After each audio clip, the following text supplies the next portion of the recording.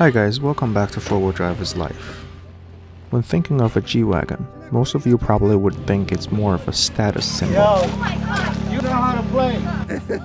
And no one actually put its solid front axle and triple lockers to test.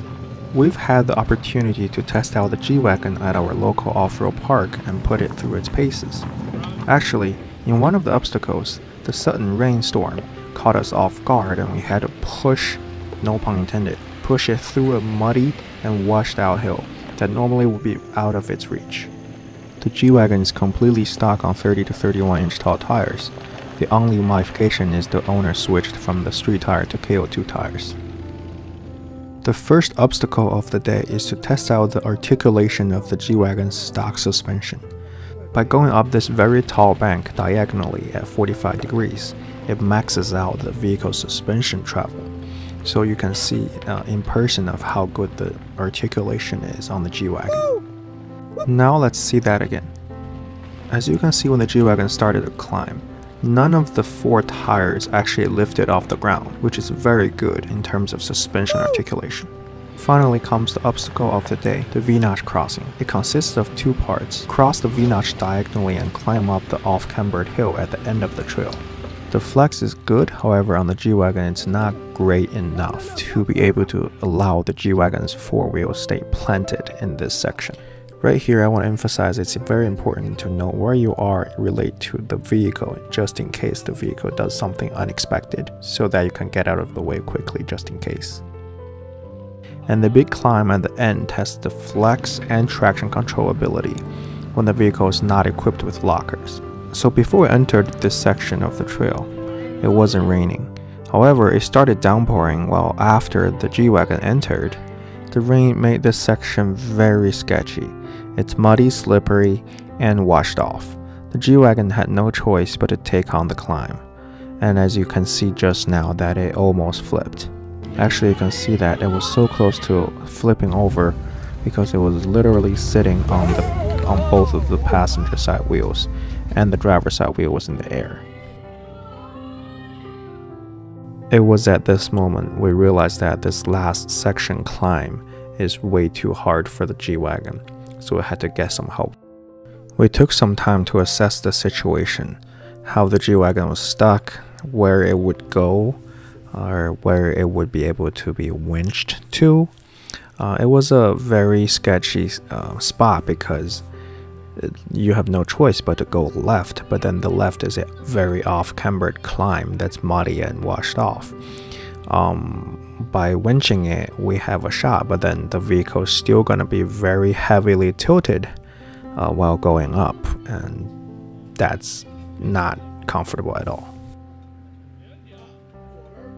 So after attaching the winch to its factory tow hook on the front, we were able to pull it up a little bit. However, it started to tilt very heavily to the passenger side, so then we decided to add some people, add some weight to the driver's side.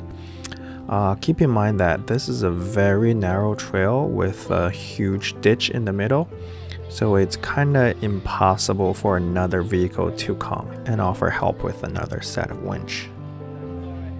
And I know that sitting on the side of the vehicle being towed is a very risky and dangerous move. But then at that moment, we didn't really see that we had any other choices. We weren't very well trained in terms of recovery at all. So we were just trying our best to stay safe and still trying to rescue the vehicle.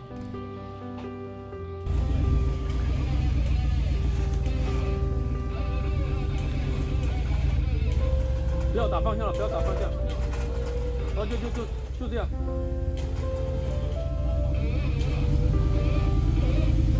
That rear passenger tire just kept sinking and sliding into the ditch.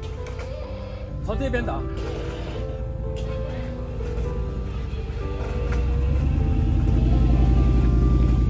可以的，可以的。 The driver had its wheel turned to the passenger, so the vehicles kept trying to slide instead of climb. So I asked the driver to straighten his wheel or even turn it to the driver's side, and then the vehicle kind of started to climb. and out of the ditch eventually.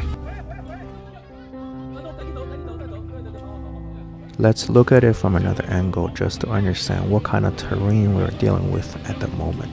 It's really hard to tell the terrain's difficulties from one camera angle.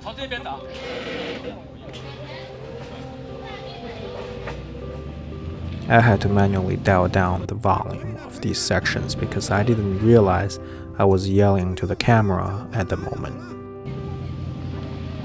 So you can really tell how deep that ditch is from this angle. It's literally at least more than half of the height of the G-wagon. And if the vehicle falls in there, there's no way for it to get out. So the G-wagon was finally able to make it up that hill at the end without a lot of scratches. The only thing scratched up, dented, was the rear bumper. And I was really surprised how solid that rear bumper is. It's probably just all steel with the plastic cover.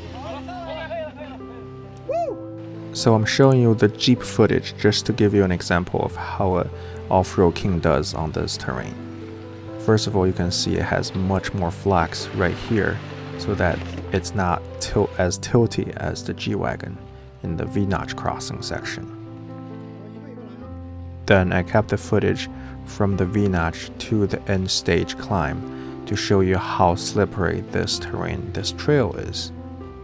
The driver kept wanting to adjust to the passenger side, however, it wasn't able to climb up that because of the slippery terrain.